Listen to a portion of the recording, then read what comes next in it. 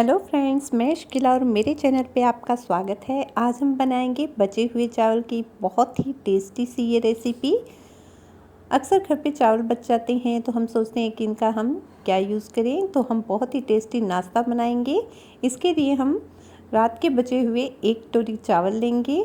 2 चम्मच के लगभग हम इसमें साबुत धनिया डालेंगे और इसका हमें पेस्ट बना लेना है। थोड़ा सा हम पानी डालेंगे, लगभग 2 टेबलस्पून, और फिर से इसे पीस लेंगे। ये देखिए, अब इसका पेस्ट बन चुका है। इसे हम एक बाउल में निकाल लेंगे।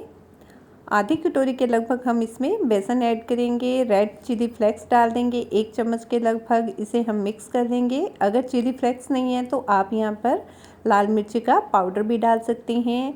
1 टेबलस्पून के लगभग हम इसमें कसूरी मेथी डालेंगे। थोड़ा सा मल के डालिए ताकि अच्छे से इसमें टेस्ट आए। 1 बारीक कटा हुआ प्याज डाल देंगे। नमक डालेंगे स्वादानुसार और अच्छी तरह से मिक्स कर लेंगे। आप चाहें तो यहाँ पे गरम मसाला भी इसमें ऐड कर सकते हैं।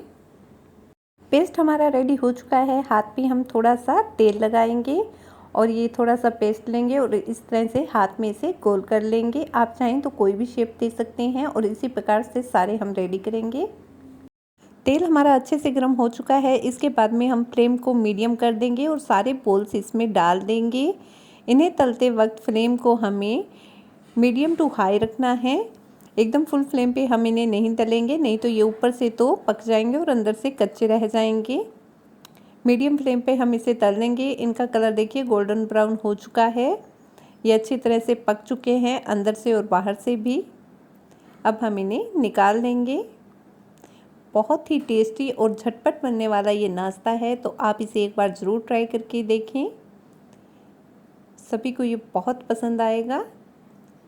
ये देखिए, बहुत ही टेस्टी बॉल्स रेडी हो चुके हैं।